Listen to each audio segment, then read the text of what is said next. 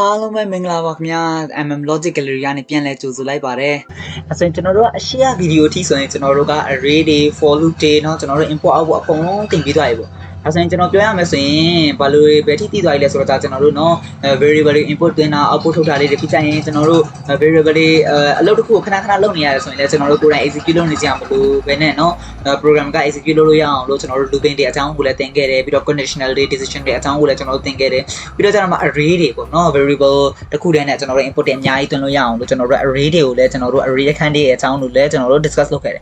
ဒါပေမဲ့အဲ့လို discuss လုပ်ခဲ့တဲ့နေရာမှာကျွန်တော်တို့ကပေါ့เนาะအကယ်၍ဒါကျွန်တော်တို့က input သွင်းနေတယ်ဆိုရင်လည်းเนาะn ဆိုပြီးတစ်လုံး input သွင်းလို့ရတယ် a ဆိုပြီးတစ်လုံး input သွင်းလို့ရတယ် b ဆိုပြီး input ကိုတစ်လုံးမှုသွင်းလို့ရတယ်ဒါပေမဲ့အကယ်၍ဒါကျွန်တော်ကနာမည်တစ်ခုရှိတယ်အောင်ဆိုတဲ့နာမည်တစ်ခုရှိတယ်အဲ့ဒီအောင်ဆိုတဲ့နာမည်တစ်ခုလုံးကိုကျွန်တော်က input သွင်းနေတယ်ဆိုရင်အဲ့လိုသွင်းလို့မရခဲ့ဘူးဘာလို့လဲ character ဆိုတာကတစ်ခုပဲ store လုပ်နိုင်ဖြစ်တဲ့ကြောင့်အဲ့လို store လုပ်နိုင်အောင်လို့ကျွန်တော်တို့ကဘာကိုအသုံးပြုရလဲဆိုတော့ string ဆိုတဲ့concept ကိုကျွန်တော်တို့သင်ရမှာဖြစ်တယ်ဒါဆိုရင် string ကို import output ထုတ်ဖို့အတွက်ကျွန်တော်တို့မှာနည်းလမ်းရှိတယ် method နှစ်ခုရှိတယ်အဲ့ဒီ method နှစ်ခုကဘာလဲဆိုတော့ကြတော့တစ်ခုကကြ string method ပေါ့သူကကြတော့ inbuilt function တွေရှိတယ် string ဆိုတဲ့ header file တွေကျွန်တော်တို့ကြီးညာလိုက်ပြီးတော့ကြတော့မှကျွန်တော်တို့ကအဲ့ဒီ string ဆိုတဲ့ data type လေးနဲ့ကျွန်တော်တို့က import output ထုတ်သွားရုံနောက်တစ်ခုရှိတာကကြတော့ character array ဆိုတာကြတော့ character array ကိုစုဝေးထားတဲ့ array လေးပေါ့ဒါဆိုရင် character array ကိုသူက c string ဆိုပြီးသတ်မှတ်ပြီးတော့ကြတော့မှသူက import output ထုတ်သွားမှာပေါ့ program ကဒါဆိုရင်ဒီဗီဒီယိုမှာဆိုရင်ကျွန်တော်တို့က character array အကြောင်းကို discuss လုပ်သွားမှာဖြစ်တယ်ဒါဆိုရင် character array ဆိုတာဘယ်လိုလဲဆိုတော့ကြတော့ဥပမာဆိုတော့ string လေးတစ်ခုเนาะအောင်ဆိုတဲ့ string လေးတစ်ခုဒီမှာသူရဲ့ length ရှိတာဒီ8ခုသူ့မှာ length ရှိတာဒီ8ခု AUNG အောင်သူမှ8လုံးရှိတယ်8လုံးရှိတာဖြစ်တဲ့ကြောင့်လို့ तू ကဘာလဲဆိုတော့ကြတော့ array တစ်မျိုးစားတစ်မျိုးပဲဖြစ်တယ်တဲ့အဲ့ဒီ array မျိုးစားတစ်မျိုးထဲမှာပထမအခန်းထဲမှာ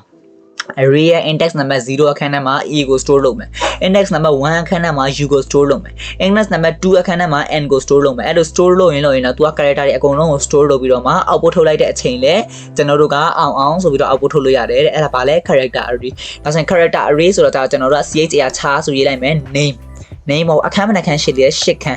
ခန်းဆိုပြီးတော့ကျွန်တော်အောင်ဆိုပြီးရေးလိုက်မယ် AUNG အောင်ဆိုပြီးရေးလိုက်မယ်ဒါဆိုရင်ပြကြရင် COUT ဆိုပြီးတော့ကျွန်တော်ကအောင်ဆိုပြီး output ထုတ်ပြလိုက်မယ်အောင်ဆိုပြီး output ထုတ်ဖို့အတွက်ကျွန်တော်ကအရင်တော့ဘယ်လိုလုပ်ခဲ့လဲ for integer I equals to 0 ကနေ 80 looping ပတ်ပြီးကြရင် name of 0ကို output ထုတ် name of 1ကို output ထုတ်အမျိုး array အခန်းတစ်ခန်းချင်းစီအတွက် looping ကြီးပတ်နေစရာမလိုဘူးဒါကြီးက string တစ်ခုဖြစ်တဲ့အတွက်ကြောင့်ကျွန်တော်က output ထုတ်ချင်တယ်ဆိုရင် COUT ဆိုပြီးတော့တန်းပြီးတော့ name ဆိုပြီး output ထုတ်လိုက်လို့ရတယ်တဲ့ output ထုတ်တဲ့ကိစ္စရှင်းနေတာပဲဒါဆိုရင်ကျွန်တော်တို့ဒါလေးကို run ကြည့်မယ်ဆိုရင် error လေးပေါ်နေလိမ့်မယ်ဘာလို့ error ပေါ်တာလဲဆိုတော့ကျွန်တော်တို့ကနော် string ရဲ့သဘောတရားဘယ်လိုလဲဆိုတော့ဘယ်လိုသိမှာလဲဒီ computer ကြီးကဘယ်လိုသိမှာလဲဒီ compiler ကြီးကဘယ်လိုသိမှာလဲဒါကြီးက string ဖြစ်တဲ့အကြောင်းဘယ်လိုသိမှာလဲဒါဆိုရင် string ဖြစ်တဲ့အကြောင်း string ကရက်သွားပြီလားနော်ဒါပြီးရင် string ကပြီးဆုံးသွားပြီလားဆိုတာကိုဒီ compiler ကဘယ်ချိန်သိမှာလဲဆိုတော့သူ့ရဲ့နောက်ဆုံး character မှာသူ့ရဲ့နောက်ဆုံး character မှာဘာရှိမှာလဲဆိုတော့null လေးရှိမှာ \0 null ဆိုတဲ့သဘောတရားဘာမှမရှိဘူး AUNG အောင်ပြီးရင်နောက်မှာဘာမှမရှိတော့ space လည်းမရှိဘူးဘာမှကိုမရှိတော့အဲ့မျိုးဘာမှမရှိတော့ဘူးဆိုတဲ့အရာကို null လို့သတ်မှတ်တယ်ဒါဆိုရင်အဲ့ဒီ null ဆိုတဲ့အရာကြီးဖြစ်ခဲ့တယ်ဆိုရင်ဒီ string က NR လေးမှာရက်သွားတယ်ဆိုပြီးတော့သူက compiler ကသတ်မှတ်လိမ့်မယ်အဲ့လိုသတ်မှတ်ဖို့အတွက်သူ့မှာ null character ကိုတစ်ခုကို store လုပ်ပေးရတယ်ဒါကြောင့်မလို့ null character store လုပ်ဖို့အတွက်ကျွန်တော်တို့ကဘာလဲဆိုတော့နေရာတစ်နေရာတက်ပြန်ပြီးတော့ကြီးညာပေးရတယ်ဟိုဒါဆိုရင်ဘာလဲဆိုတော့အောင်ဆိုပြီးတော့ကျွန်တော်တို့က string တစ်ခုကိုသိမ်းနေတယ်ဆိုရင်သူ့ရဲ့နောက်ဆုံးခန်းမှာဒီ string ကပြီးဆုံးသွားပြီဆိုတာကိုသိအောင်လို့ \0တစ်ခုကိုကျွန်တော်တို့ကထားပြ \0တစ်ခုစာအတွက်ကျွန်တော်တို့ကနေရာထားပြရမယ်ဒါဆိုရင်ကျွန်တော်ဒီမှာ AUNG အောင်8ခန်းစာကျွန်တော်ကဒီတန်းမှာ initialize လုပ်ခဲ့တယ်နော်ပထမအခန်းထဲမှာဒီ array အနေနဲ့ပြောမှဆိုရင် array ရဲ့ပထမအခန်းထဲမှာ a ရှိတယ်ဒုတိယအခန်းထဲမှာ u ရှိတယ်တတိယအခန်းထဲမှာ n ရှိတယ်အဲမျိုးသူက8ခန်းစာမှာကြတော့ AUNG အောင်အကုန်လုံး store လုပ်လိုက်တယ် store လုပ်ပြီးဆိုရင်9ခန်းစာမြောက်နံပါတ်9ခုမြောက်အခန်းထဲမှာကြသူကဘာမှမရှိတော့သူကဘာလဲ null ဖြစ်တော့ကြတော့ string က NR လေးမှာရက်သွားတယ်ဆိုပြီးတော့ compiler မှတ်သွားလိမ့်မယ်အဲ့လိုမှတ်သွားမှသာသူက string ဆိုပြီးတော့ compiler သဘောပေါက်ပြီးတော့ output ထုတ်သွားလိမ့်မယ်ဒါဆိုရင်ကျွန်တော်ကဒါလေးကို output ထုတ်ပြမယ်ဆိုရင်ဘယ်လိုထွက်လာမလဲဆိုတော့ကြတော့အောင်ဆိုပြီး output ထွက်သွားတယ်ဒါဆိုရင်ကျွန်တော်တို့မှတ်ထားရမှာတစ်ခုရှိတာဒီ string မှာဆိုရင်နောက်ဆုံးမှာသူကဒီ string လေးက terminate ဖြစ်သွားပြီဆိုတော့terminator လေး \0 လေးအတွက်ကျွန်တော်တို့ကဘာလေးထားပြရမလဲ space လေးတစ်ခုနေရာလေးတစ်ခုထားပြရမယ်နေရာတစ်ခုအပိုထားပြရမယ်9ဆိုပြီးကျွန်တော်တို့အပိုထားပြရမယ်ကဲဆိုပါစို့ကျွန်တော်ကဒါကိုဒီလို output ဒီလိုမျိုးအသေးကြီးမထားခြင်း name of 9ဆိုပြီးကျွန်တော်အတင်မထားခြင်းအတင်မထားခြင်းမှာလည်းကျွန်တော် user C ကနေ import သွင်းမယ် user C ကနေ import သွင်းမယ်ဆိုရင်လည်း cin ဆိုပြီးတော့ကြာမှာ user C ကနေဘာလို့မလဲ import သွင်းမယ် cin ဆိုပြီးတော့ကြာတော့မှ name 22ဆိုတာပဲခုနက output ထုတ်တဲ့အတိုင်းပဲဒါ string ဖြစ်တဲ့ကြောင့်မလို့ကျွန်တော်တို့က name ဆိုပြီးတော့တစ်ခုလုံးယူကျွန်တော်တို့က import သွင်းလို့ရတယ် import သွင်းရင်လည်း string ဖြစ်တဲ့ကြောင့်မလို့ကျွန်တော်တို့ကအကယ်၍ကျွန်တော်တို့က size ကို6လို့ကြီးညာခဲ့တယ်ဆိုရင်8လုံးပဲကျွန်တော်တို့ကသွင်းပိုင်ခွင့်ရှိတယ်နော်ရှင်းလုံးမဲ့တွန်းပိုင်ခွင့်ရှိတယ်ကိုခန်းမြောက်အခန်းမှာကြာတော့ကျွန်တော်တို့က null character terminator လေးကိုသူကstore လုပ်မှာဖြစ်တယ်နော်ဒါဆိုရင်ဒါကဘာလဲဆိုတော့ကြာတော့ string ရဲ့သဘောတရားဒါဆိုရင်ကျွန်တော်ဒါလေးကို import သွင်းလိုက်မယ်ဆိုရင် aung ဒါဆိုရင်ဒါလေးကိုကျွန်တော်ထုတ်ပြလိုက်မယ်ဆိုရင် aung အောင်သူကကျွန်တော်တို့သွင်းလိုက်တဲ့ import အတိုင်းပဲ output ထုတ်သွားတယ်တဲ့ဒါပေမဲ့ဒီလိုလေး import သွင်းမယ်ဆိုရင်ကျွန်တော်တို့မှာအားနည်းချက်လေးတစ်ခုရှိတယ်အဲ့ဒီအားနည်းချက်ကဘာလဲဆိုတော့ကျွန်တော်တို့က space ကို import သွင်းလို့မရဘူးဘာလို့ space ကို import သွင်းလို့မရဘူးလဲဆိုတော့သူက space ကို terminator လို့သတ်မှတ်ပြီးတော့ကြာတော့မှသူက string ကို enter လေးတွေရက်သွားလို့နော်ဒါဆိုရင်ကျွန်တော်ကခဲ့ပါဆိုပါဆို cin name ဆိုသူက import တောင်းခိုင်းတယ်ကျွန်တော်က aung ဆိုပြီးကျွန်တော်ရေးလိုက်တယ်ရေးပြီးတော့ကြာတော့မှကျွန်တော်ကအောက်တစ်ချောင်းဆင်းလိုက်မယ်ဆိုရင်အောင်ဆိုပြီးတစ်ချောင်းပဲထွက်သွားတယ်တစ်လုံးပဲထွက်သွားတယ်ဘာလို့အဲ့လိုတစ်လုံးထည့်ရလဲဆိုတော့အောင်နဲ့ဂျာထဲမှာကျွန်တော်တို့ space တွေထည့်ထားတယ်အဲ့ space ကိုမှ तू က compiler ပေါ့နော် terminator လို့သတ်မှတ်ပြီးတော့ null character လို့သတ်မှတ်ပြီးတော့ तू က string ကို enter နဲ့ရက်ချပလိုက်တာဒါဆိုရင်အဲ့ထိပဲ तू က string လို့သတ်မှတ်တာအောင်ဆိုတဲ့အရာကိုပဲ तू က string လို့သတ်မှတ်တာဒါဆိုရင်ကျွန်တော်တို့ကအဲ့လို string လို့မသတ်မှတ်အောင်ဘယ်လိုလုပ်ရမလဲဆိုတာကိုဆက်လက်ပြီးတော့နောက်ထပ်ဆက်လက်ပြီးတော့ discuss လုပ်သွားမယ်ပေါ့လောလောဆယ်အတွက်ကျွန်တော် space ကို import မသွင်းဘဲနဲ့တခြားအရာကိုလုပ်ကြည့်မယ်ပေါ့ဒါဆိုရင်ကျွန်တော်ဒီ program လေးကိုနည်းနည်းလေး click ကြည့်မယ်ဘယ်လို click မယ်လဲဆိုတော့ကျွန်တော်တို့ကရှိတာဒီအခန်းကဘယ်နှခန်းလဲရှိတာဒီအခန်းက9ခန်းရှိတာအောင်မှကျွန်တော်အလုံး20လောက်သွင်းလိုက်မယ် My name is Motiha and I am from Jinudwin ဆိုပြီးကျွန်တော်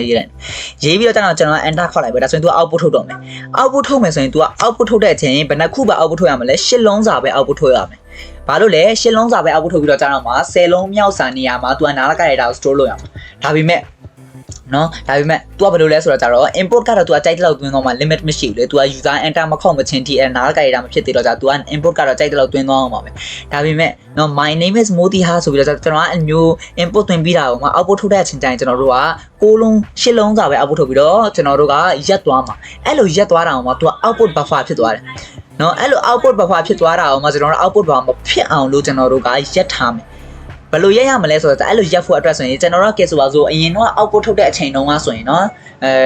topic 1တော့ပေါ့အရင်ဆုံးပထမအဆုံး chapter မှာဆိုရင်ကျွန်တော်တို့က setw manipulator ကိုသုံးခဲ့တယ်အဲ setw manipulator ဘာလုပ်ခဲ့လဲဆိုတော့ကျွန်တော်တို့ output ထုတ်ဖို့အတွက်ကျွန်တော်တို့နေရာလေးကိုခြံခဲ့တယ်နော်သူ့အတွက်နေရာလေးကိုဖန်တီးခြံခဲ့ပေးတယ်ပေါ့ဟိုမှာဆို name ဆိုပြီးကျွန်တော်ကရေးလိုက်တယ် setw7 ဆိုပြီးထားထားရဲဆိုရင် तू က name ဆိုတဲ့အရာကိုမှ9နေရာစာခြံပြီးတော့မှ output ထုတ်သွားတယ်9နေရာစာထဲမှာခြံပြီးတော့ output ထုတ်ပြီးတော့ကြာတော့မှ तू ကကျန်တဲ့3နေရာစာမှာကြာတော့ तू ကဘာထားလဲဆိုတော့ကြာ space လေးတိုင်းပဲ highlight လေးထားထားတယ် तू ကဘာလုပ်လဲဆိုတော့ output buffer တွေကို stop လုပ်တာဆို stop လုပ်ပေးတာပေါ့ဒါကြောင့်မလို့ဒီမှာလည်း import buffer နော်ဒီမှာလည်း import သွင်းပြီးတော့ output buffer မဖြစ်အောင်လို့ကျွန်တော်တို့ကဘာလုပ်မလဲဆိုတော့ကြာတော့ setw manipulator ကိုသုံးမယ်တဲ့ setw manipulator ကိုသုံးဖို့အတွက်ကျွန်တော်တို့အချိန်ကတည်းကတီးထားတာတခုရှိတယ်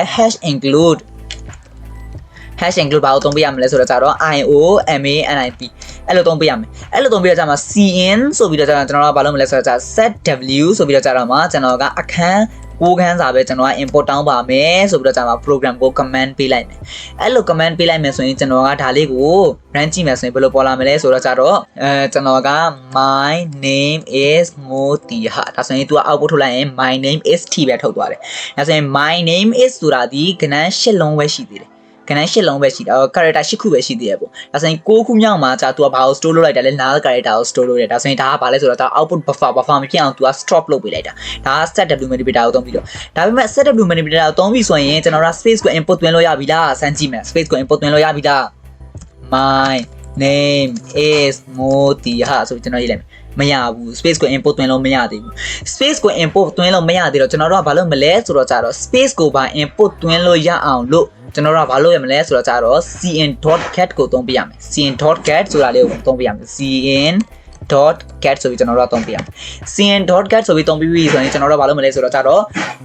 variable name လေးရေးမယ်သူတို့မှာ parameter ဘယ်နှခုရှိတယ်ဆိုတော့3ခုရှိတယ် default အနေနဲ့ parameter ဘယ်နှခုရှိလဲ3ခုရှိတယ်3ခုမှာပထမက parameter ကဘာလဲဆိုတော့ variable name လေးဒုတိယ parameter ကဘာလဲဆိုတော့ကြတော့အဲဒီ string ရဲ့ size လေးဒါကလောလောဆယ်ဆို string ရဲ့ size ကဘယ်လောက်လဲ9ဒါဆိုရင် string ရဲ့ size တတိယ parameter ကဘာလဲဆိုတော့ကျွန်တော်တို့က ending point ဘယ်ချိန်ရောက်ရင် string ကိုရက်ချင်တာလဲဆိုတော့ ending point လေးအဲ့လို ending point လေးကိုကျွန်တော် single quote လေးနဲ့ရေးလိုက်မယ်ကဲဆိုပါဆို full stop ဆိုရေးလိုက်မယ် full stop ရောက်ပြီဆိုရင်ကျွန်တော်တို့က string ကိုရက်မယ်ဆိုတော့သဘောတရားလေးဒါဆိုရင်ကျွန်တော်ကဒီတတိယပထမနဲ့ဒုတိယ parameter ကျွန်တော်တို့ကထည့်ကိုထည့်ပေးရမယ်အဲ့လိုထည့်ပေးပြီးတော့တတိယ parameter မှာဆိုရင်ကျွန်တော်တို့ဘာမှမထည့်ဘူးဆိုရင် by default အနေနဲ့ तू က enter ဆိုပြီးတော့ तू က parameter ကိုသတ်မှတ်လိုက်မယ် enter ဆိုပြီးတော့ကျွန်တော်မှ तू ကသတ်မှတ်လိုက်မယ်ပေါ့တတိယ parameter ကို by default အနေနဲ့ဒါဆိုရင်ကျွန်တော်ကဘာမှမထည့်ဘူးတတိယ parameter ဘာမှမထည့်ဘူးဆိုရင်ကျွန်တော်တို့က enter ခောက်လိုက်ရင် string က enter လေးနဲ့ရပ်သွားလိမ့်မယ်ကဲဆိုတော့ကျွန်တော်က19ထိလုပ်လိုက်မယ်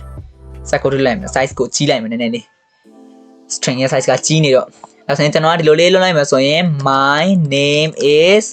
Motiha ဒါဆိုရင်ဒါလေးကိုကျွန်တော် enter ခောက်လိုက်မယ်ဆိုရင် enter ခောက်တဲ့ထိသူကဒီမှာကြည့်တော့ဒီမှာ19ပြည့်သွားတယ်ဒီမှာ19ထိပဲသူ output ထုတ်သွားတယ်ဒါဆိုရင် cn.cat ကကြတော့ cn.cat ကကြတော့ output buffer ကိုလည်း stop လုပ်ပေးတယ်ပြီးတော့ကြတော့ကျွန်တော်တို့ space ကိုလည်းကျွန်တော်တို့ input လုပ်ခွင့်ပေးတယ်ပေါ့ဒါဆိုရင် cn.cat ရဲ့ဒါအားသာချက်လေဒါဆိုရင်ဒီမှာ cn.cat မှာကျွန်တော်ကကဲဆိုပါစို့ဒီမှာ119ထားလိုက်မယ်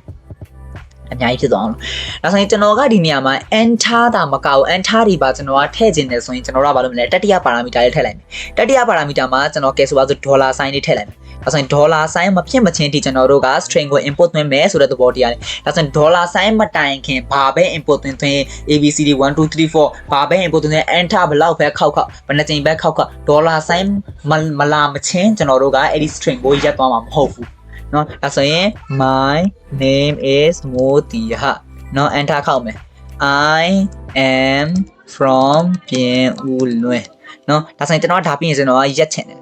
dollar sign ထည့်လိုက် dollar sign ထည့်လိုက်ရင်သူက string ကို terminate လုပ်သွားတယ် string ကနေထွက်သွားတယ်ဒါဆိုရင် output ထုတ်သွားတဲ့အချိန်တည်း my name is Motiha I am from ပြင်ဦးလွင်ဆိုပြီးတော့ဒါတော့မှသူက output ထွက်သွားတယ်အပြင်ကိုထွက်သွားတယ်ပေါ့ဒါဆိုရင်ဒါတစ်ခုလုံးကြီးကဒီနှစ်ကြောင်းစလုံးကြီးက string တစ်ခုလုံးကြီးပေါ့ဒါဆိုရင်ကျွန်တော်တို့က string ဆိုတဲ့သဘောတရားကို word တစ်ခုတည်းမဟုတ်ဘဲနဲ့ string ဆိုတဲ့သဘောတရားက sentence တစ်ခုလည်းဖြစ်နိုင်တယ်လို့မျိုး paragraph တစ်ခုလုံးလိုက်ကြည့်လည်းဖြစ်နိုင်တယ်ဒါဆိုရင် string တစ်ခုကောင်မှကျွန်တော်တို့ကအကယ်၍ word တစ်ခုတည်းပဲ input သွင်းနေတယ်ဆိုရင်အရင်တော့ပြောခဲ့တယ်လို့မျိုးပဲ cn ဆိုပြီးရိုးရိုးလေး input သွင်းလိုက်အောင်ပဲမဟုတ်ဘူးကျွန်တော်တို့ output buffer ကို stop လုပ်ချင်တယ်ဆိုရင် set delimiter ကိုသုံးလို့ရတယ်ပြီးတော့ကျွန်တော် space table လုပ်ချင်တယ်ဆိုရင် cn.cat ဆိုပြီးတော့ကျွန်တော်မှာ parameter နှစ်ခုရေးပြီးတော့ parameter နှစ်ခုရေးပြီးတော့ကျွန်တော်တို့က space table ထည့်လို့ရတယ်တဲ့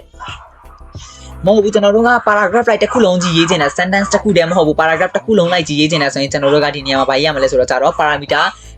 တစ်ခုကိုအပူထည့်ပေးရမှာပေါ့တတိယ parameter တစ်ခုကိုထည့်ပေးရမယ်အဲ့ဒီ parameter မှာကျွန်တော်တို့က ending point လေးကိုเนาะ terminator လေးကိုကျွန်တော်တို့ချိန်ထားပေးရမယ်ဥပမာဆိုတော့ full stop ထည့်ခဲ့ရဆိုရင် full stop မရောက်မချင်းဒီ string ကိုသူက input သွင်းတော့မယ်เนาะဒါဆိုရင်ဒါကဘာလဲဆိုတော့ကြတော့ကျွန်တော်တို့ရဲ့ string ရဲ့ basic သဘောတရားရဲ့ c string ရဲ့ basic သဘောတရားလေးပေါ့เนาะနောက်ထပ်လာမယ့် video တွေမှာဆိုရင်တော့ကျွန်တော်တို့ c string လေးနဲ့ပတ်သက်ပြီး decorator array တွေနဲ့ပတ်သက်ပြီးတော့ကျွန်တော်တို့သူနဲ့ပတ်သက်တဲ့ function လေးတွေပေါ့သူနဲ့တွဲရက်သုံးမဲ့ function လေးတွေကိုဆက်လက်ပြီးတော့ discuss လုပ်သွားမှာဖြစ်တဲ့အတွက်ကြောင့်မလို့အားလုံးပဲဆက်လက်ကြည့်ရှုပေးဖို့အတွက်တိုက်တွန်းညင်ပါတယ်ပြီးတော့ဒီ playlist နဲ့ပတ်သက်ပြီးတော့သိစရာမေးမြန်းစရာလေးရှိရင် comment box မှာလာပြီးတော့မေးမြန်းနိုင်ပါတယ် CWS နဲ့ပတ်သက်ပြီးတော့ exciting topics လေးတွေ logic လေးတွေကိုနောက်ထပ်လာမယ့် video တွေမှာလည်းဆက်လက်ပြီးတော့ discuss လုပ်သွားမှာဖြစ်တဲ့အတွက်စဉ်းစားမပြတ်ကြည့်ရှုပေးဖို့အတွက်အားလုံးကိုတိုက်တွန်းညင်ပါတယ်အားလုံးပဲကျေးဇူးတင်ပါတယ်